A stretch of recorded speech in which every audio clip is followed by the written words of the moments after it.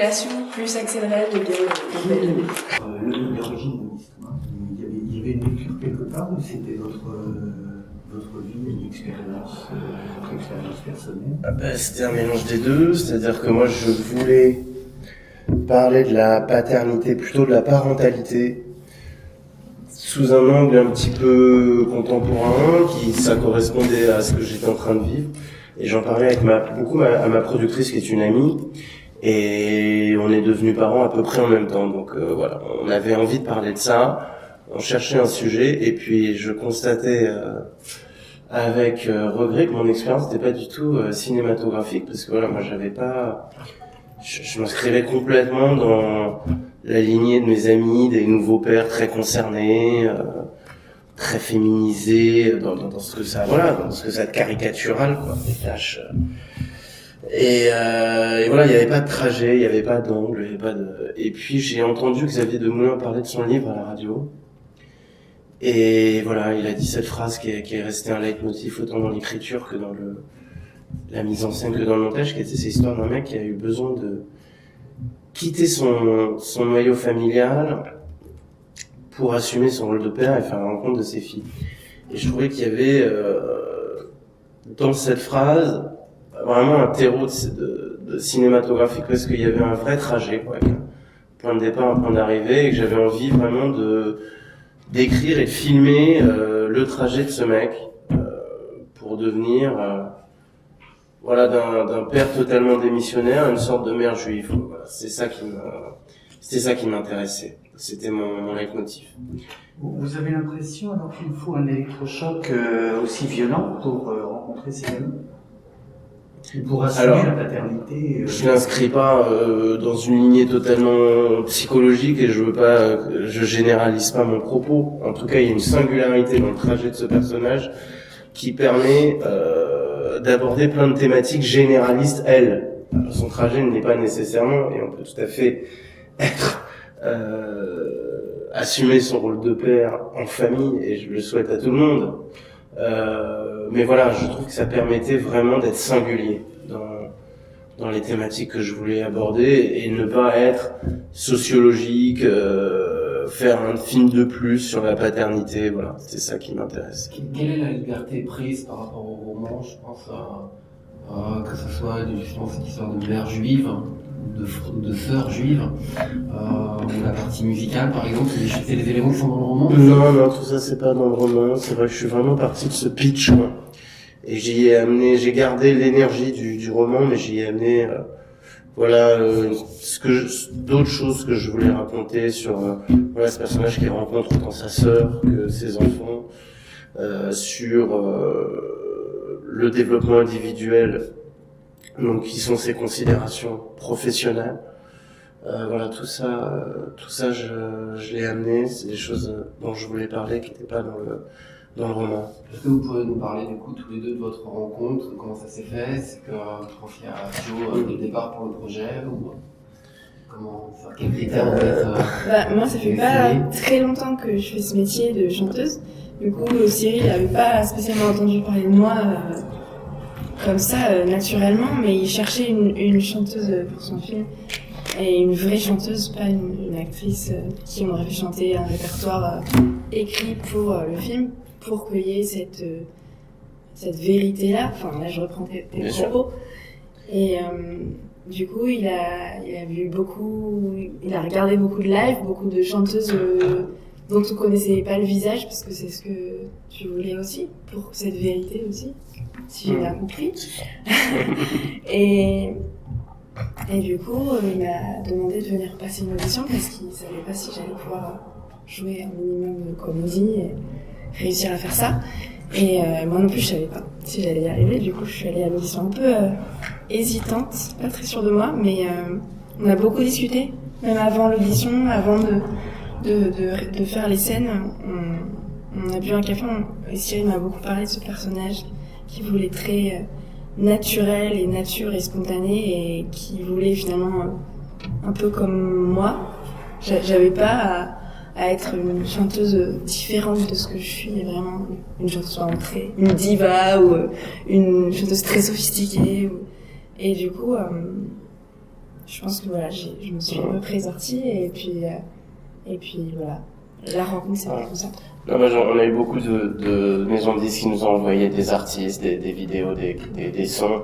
Et puis moi j'ai tout de suite eu un coup de cœur quoi, pour le travail de Joe. C'était vraiment ce dont je rêvais, quoi, parce que voilà, c'était très ambitieux ce que j'avais écrit au scénario sur la musique, parce que voilà, vous avez vu le film, c'est une pépite comme il dit, et puis voilà, ça cartonne vraiment, donc il fallait vraiment être crédible, parce que c'est l'écueil de ce genre de film, c'est souvent, c'est le problème de crédibilité sur la musique, quand un acteur ou une actrice vient chanter, ou au contraire, et je voulais surtout pas employer une chanteuse très confirmée qui viendrait jouer une inconnue parce qu'il y aurait un problème d'adhésion et ça a déjà été fait, mais voilà, je voulais, comme tu dis, garder une vérité quoi sur le personnage. Et donc voilà, j'ai eu ce coup de cœur tout de suite, et puis donc je l'ai vu en première et j'en ai vu beaucoup après, mais je voulais vraiment être sûr déjà que ce soit une bonne personne. Et ça s'est confirmé qu'elle ait une approche humaine du travail, une compréhension des enjeux, et puis voilà, effectivement, on a beaucoup discuté en amont parce que c'était très important pour moi de travailler très en amont de ces essais pour que ce soit pas un casting comme on peut en voir des fois, vous savez, quand on a un personnage, on voit 40 personnes. Voilà, et donc elle a vraiment compris le lâcher prise, l'abandon, pour incarner Angélique, qui est proche d'elle certes, mais qui reste un personnage de cinéma. Sur cet aspect vérité, justement, sur la fabrication du disque en lui-même, est-ce qu'on est proche de la fabrication de votre disque qui est sorti, je crois, en 2012, ou parce que j'ai vu sur YouTube, peut-être que le disque est sorti un petit peu après. Ou est-ce que c'est deux univers complètement différents, parce que là c'est très professionnel du coup. Moi j'ai pas encore d'album qui est sorti. Voilà. Donc en fait, l'histoire de cette chanteuse dans le film, elle est vraiment parallèle avec la mienne, parce que moi j'ai fait que 2 EP que j'ai produits moi-même pour l'instant.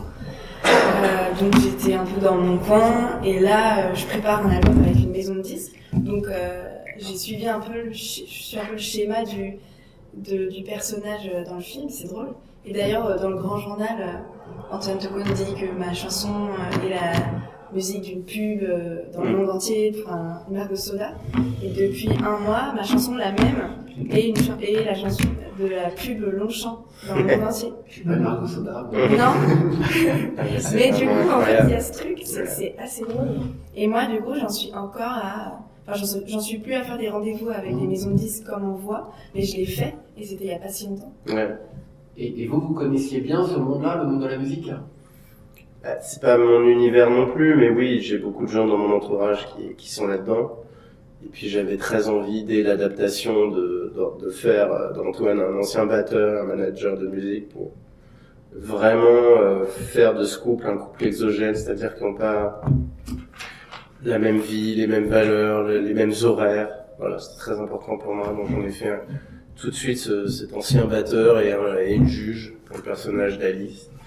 Et voilà, j'avais cette idée d'un mec qui jouait de la batterie, j'avais cette image d'un mec qui jouait de la batterie à bâton rompu, une fois qu'il se retrouvait seul dans son appartement, alors qu'il avait un appartement plutôt bourgeois au départ dans sa vie de famille, il pouvait pas jouer de la batterie comme il voulait, quoi. Donc c'est vrai que la musique s'est imposée tout de suite. Et puis je voulais vraiment faire un personnage du film, quoi. Comme je le disais, c'était très important pour moi que l'univers musical soit très à mon goût et qui plaise. Et donc on a vraiment utilisé les morceaux de Joe qui existaient déjà, pas composés pour le film, sauf le générique de fin. Donc voilà, j'avais tout sur un plateau, quoi. Moi j'ai juste eu à choisir quel morceau allait où, à quel moment de la vie des personnages, quand ils cherchaient en studio, quand ils faisaient le showcase au début, voilà, c'était le tout début de leur collaboration, ou de besoin de le montrer, que c'était la consécration à la télé, quelques synchros dans le film où c'est les morceaux de Joe qu'on utilise alors qu'ils sont pas joués, pour garder cette unité sonore, quoi.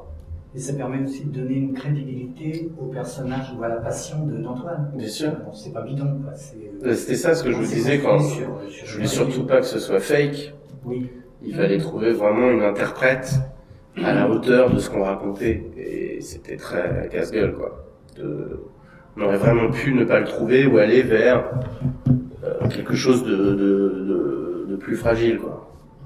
Moi j'ai une question sur le titre, Tout pour être heureux, parce qu'il y a beaucoup d'histoires d'amour qui s'imbriquent, et elles terminent toutes bien, à part une au final, parce que si on reprend, il y a une histoire d'amour avec la musique, il y a une histoire d'amour père-fille, une histoire d'amour frère-sœur, qui part de très très loin, et qui finalement a fonctionné, puis il y a l'histoire d'amour aussi du personnage de Joe avec le guitariste. Et toutes ces histoires-là, finalement, c'est une success story. Et il n'y a que l'histoire de couple, au final, qui est chouette. Donc, Tout pour être heureux, c'était un titre qui était pour toutes ces histoires d'avant-là. C'est ironique, Tout pour être heureux. Il faut le voir sur un double langage. Et effectivement, ce que vous dites, c'est juste parce que ce mec avait tout pour être heureux et c'était devant lui. Et puis, il avait des ambitions. Il avait un focus qui était ailleurs, qui était sur ses problématiques professionnelles. Il était inconsciemment persuadé que ses échecs étaient dus justement à certains renoncements de sa vie de famille, de ce que sa femme avait pu lui imposer, alors que voilà, j'y reviens, sortant un peu le nez du guidon, il aurait pu voir que tout était conciliable, et puis qu'il avait les choses devant lui, mais l'insatisfaction est un moteur, peut être un moteur, mais il faut pas qu'elle soit un frein, et lui, je pense qu'il a freiné, alors qu'il aurait pu justement, l'insatisfaction entraîne des ambitions et des projets, et ça n'est pas nécessairement péjoratif. Mais lui, voilà, son insatisfaction professionnelle a freiné ses ardeurs et a un peu gangréné le reste de ses problématiques, quoi, notamment personnelles. On se disait tout à l'heure, finalement, il n'avait pas fini de grandir, quoi. Il était resté grand ado, quoi. C'était un peu confortable. Maintenant, mais vous disiez aussi qu'elle avait infantilisé. Ouais, parce que moi, c'est marrant. On parle souvent de son immaturité. Moi, j'ai pas eu, alors, j'ai aucun problème avec le fait que les gens disent que c'est un grand ado, un immature, hein, je suis pas dans le, mais j'ai pas du tout réfléchi à ça. Pour moi, c'était vraiment, voilà, un gars, qui faisait, voilà, un truc un peu générationnel, de quelqu'un qui s'est jamais vraiment impliqué dans la vie familiale, et puis qui effectivement, à force d'être infantilisé, a fini par ne plus faire grand-chose. Mais je l'ai pas vu comme un grand ado, je le trouve assez mature sur plein de choses, Antoine. Donc, alors encore une fois, j'ai pas de problème avec le fait que les gens le voient comme ça, mais moi je trouve qu'il a une forme de maturité sur pas mal de choses. Il est toujours un peu dans le contrôle des gens, voilà, il enfume un peu tout le monde. Donc je sais pas, je le vois pas comme un immature. Comme un musicien, alors. Ouais, voilà. Là, je reviens sur la question de parce que vous le dites, ça a l'air d'être important pour vous, la question juive. C'était pas dans le roman, donc pourquoi est-ce que vous avez eu cette idée-là? Parce que je trouvais que ça amenait de la comédie. Voilà, c'était sur des idées très précises de comédie, sur le personnage de la sœur. Et puis voilà, j'aimais bien m'amuser de ça, sans le traiter comme une thématique. Et puis en même temps, voilà, il y a ce questionnement sur l'identité qui est en filigrane, qui rejoint le rapport aux enfants, qui rejoint le rapport à ce qu'on transmet sur la transmission et l'identité sont des questionnements permanents dans le film qui ne sont jamais abordés de façon frontale, alors qu'ils sont là tout le temps. Voilà, c'est vrai qu'une fois qu'il fait la rencontre de ses filles, il les met sur la batterie avec lui. On peut imaginer dans leur chant qu'il l'avait jamais fait. Les questionnements sur leur religion, on peut imaginer qu'il les avait jamais eus. Donc tout ça, voilà, c'était le point de départ, c'était de pouvoir s'en amuser. Et puis finalement, ça permettait un peu de boucler la boucle des thématiques abordées dans le film, quoi. Oui, comme l'impact de la politique de François Hollande sur la fatigue des enfants. Ouais. C'est une blague que vous avez trouvée chez vos propres enfants. Oui, bah c'est ma fille qui joue dans le film qui me l'a faite le jour où elle devait passer les essais, elle voulait pas les passer parce qu'elle avait mal aux jambes. Puis moi donc j'étais en train de la filmer et puis c'était pas dans le scénar, puis j'avais montré ça à Manu, j'avais dit on le tournera pendant le tournage et puis c'est marrant quoi. Vous parlez de votre fille, les deux deux enfants, les deux filles, finalement, c'est facile de travailler avec elles.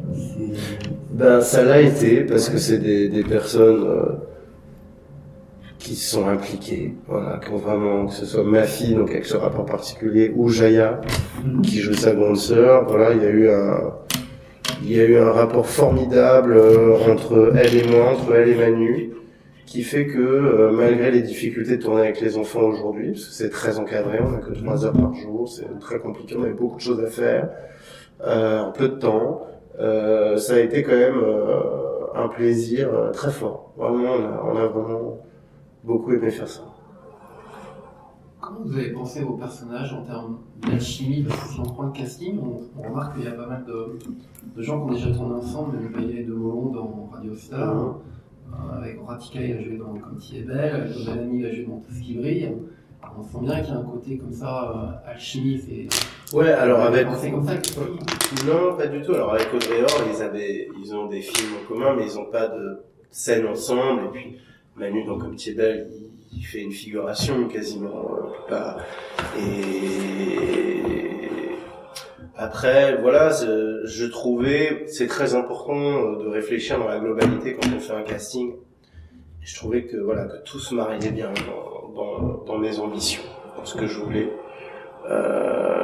Et puis vraiment le fait qu'ils aient déjà tourné ensemble est plus de l'ordre de la coïncidence pour moi. C'était pas, voilà, j'avais pas cette volonté. Après, le fait que Manu et Audrey se connaissent dans la vie et s'entendent très bien a été facilitateur d'énormément de choses sur le plateau, dans le travail. Ils avaient vraiment un plaisir à faire tout ça ensemble qui se ressentait. Mais non, j'avais pas envie de m'insérer dans une famille de cinéma ou quoi que ce soit. Et pour vous, du coup, c'était facile de trouver votre place au sein de cette famille? Je pense que j'étais assez impressionnée au début. J'ai mis un petit temps à oser ne plus regarder les acteurs comme des acteurs en train de faire leur métier. C'est Cyril qui m'a dit arrête de regarder et sois là à leur égal avec eux. Parce que j'étais impressionnée, je m'étais jamais retrouvée sur un plateau de cinéma, j'avais jamais vu des acteurs en train de faire leur métier. Donc après c'est surtout Manu qui est mon partenaire. J'ai pas de scène avec Audrey ou Or. Enfin on a une scène où on est dans la même scène mais on se rappelle. Donc c'est surtout Manu qui m'a aidé à faire. Enfin ouais, qui m'a apporté, qui m'a donné plein de petits trucs pour lâcher prise, parce que c'est un peu ça qui est compliqué au début. Et ouais, j'ai mis un petit temps, mais cette famille, même encore plus grande que juste celle des comédiens, mais même la famille sur le plateau, avec Cyril, avec les gens qui sont sur le plateau, toute cette famille, j'ai mis un petit temps, mais pas très longtemps, parce que voilà, tu m'as vite dit, t'es avec nous là, t'es pas juste en train de nous regarder genre waouh, c'est incroyable, je suis sur un plateau. Non, t'es avec nous et t'es dedans et voilà. Et c'est là que je t'avais dit, t'es pas au spectacle, t'es leur égal. Ouais. T'es pas en train de les observer, t'es leur égal, ils ont besoin de toi, et ils ont besoin que tu te considères comme leur égal pour donner le meilleur. Parce que comme je disais la dernière fois en interview, les acteurs, c'est vraiment comme un match de tennis, quoi. C'est-à-dire qu'on a besoin de bien se faire renvoyer la balle pour bien la renvoyer, et c'est là où on voit la générosité des bons acteurs. C'est quand dans le hors-champ, ils donnent autant, voire plus, que quand ils sont filmés, pour que l'autre leur renvoie cette balle. Et Manu est de ce bois-là, quoi. Vraiment. Du coup, en termes d'ambiance, vous jouiez de la musique le soir pour sur les scènes, dans la plupart des scènes que j'ai tournées, il y a de la musique, donc de toute façon, comme on les rejouait plusieurs fois, il y avait assez de musique pour la journée, je pense. Et ils les ont entendues toutes à peu près 40 fois, donc ils les connaissent par cœur. Mais oui, c'était dans l'ambiance, et aussi toute l'équipe en général, les techniciens et tout, les fredonnés aussi, c'était assez drôle. Et ce sont des vrais musiciens qui vous accompagnent dans le film? C'est un mélange. Bébert, donc qui joue le guitariste, est un acteur. Et puis le bassiste et le batteur sont de vrais musiciens. Donc Le bassiste est un ami qui s'appelle Nicolas Fromageau, qui est un des fondateurs d'M83 et qui a maintenant un groupe, un des plus gros vendeurs de disques français au monde, je pense, M83. Ah ouais, c'est juste après. Et puis il est venu faire de la figure, et puis il a créé un nouveau groupe d'électro-rock là, qui s'appelle Team Ghost, qui est très sympa. D'ailleurs, je crois qu'il joue au Transmusical, où il a joué. Il m'en a parlé récemment. Et puis le batteur, Hubert, est un batteur professionnel. C'est le batteur de Carla Bruni, de qui il est, de Marc Lavoine, non, c'est ça aussi. Et puis voilà, il faisait quelques petits rôles, quelques petites figures, parce qu'il aimait ça. Et puis non, c'est vrai que ça s'est bien passé, on s'est bien entendu. Hein, c'était comme un groupe, quoi. C'est devenu vraiment. Et pas de fausse note. Non, même Bruno Clairfond, donc qui joue Bébert, voilà, avait bossé la guitare pour l'incarner et tout. Et puis il a pris goût à ça, hein, vraiment, il y avait quelque chose qui se passait, on aurait vraiment dit un groupe, quoi, entre eux. Ouais, et puis la scène du Grand Journal, c'est la première qu'on a tournée, alors que dans le film, c'est un peu l'apogée. Et puis on est censé avoir joué beaucoup ensemble, et du coup, en fait, c'est la première scène. Donc la première scène, c'était la première scène où j'avais tourné dans un film, c'était aussi sur un plateau. Et du coup, il a fallu trouver tout de suite ce truc de groupe. Ça a facilité peut-être, ça vous a mis dans l'ambiance. Oui, je pense que par obligation, ça m'a fait rentrer dedans. Et du coup, après, on est reparti un peu en arrière, quoi, dans la chronologie. Mais finalement, au moins... Et du coup, on avait fait pas mal, on avait fait quelques répètes en studio où je vous expliquais vraiment comment je voulais la chorégraphie de ce truc du Grand Journal pour qu'il y ait un moment qui paraît succinct comme ça, mais qu'on a dû beaucoup travailler parce que c'était le premier jour de tournage. Le moment où Joe se retourne pour aller partager ce petit moment avec son batteur, le guitariste, voilà. Il fallait chorégraphier un peu ça pour qu'il y ait, ce plaisir de le retrouver là, à ce moment-là, alors que qu'il y a un effet de surprise pour le spectateur. Donc on a un peu bossé en amont parce que c'était le premier jour de tournage, effectivement. Et donc on est en playback sur toutes les scènes de musique, il n'y a aucun moment où il y avait une prise de son qui Si, justement, c'est ça qui est intéressant, c'est que moi, la guitare et la voix, elles étaient en live. Et au studio, et partout. Et avec l'acteur qui n'est pas guitariste, du coup. Donc, c'est-à-dire comment on faisait la guitare et la voix de Joe étaient du live, et le reste était du playback. Mais ce qu'elle fait, que ce soit au studio, en live, en showcase ou quoi, c'est du live. Ça donne plus de réalité. Ouais. C'était une ambition parce que c'est un live dans le film, donc autant elle a un tel talent d'interprète live, sa guitare et sa voix, donc on va pas faire du studio et du fake alors qu'on veut raconter un live et que c'est ce qu'elle fait de mieux. Donc, voilà.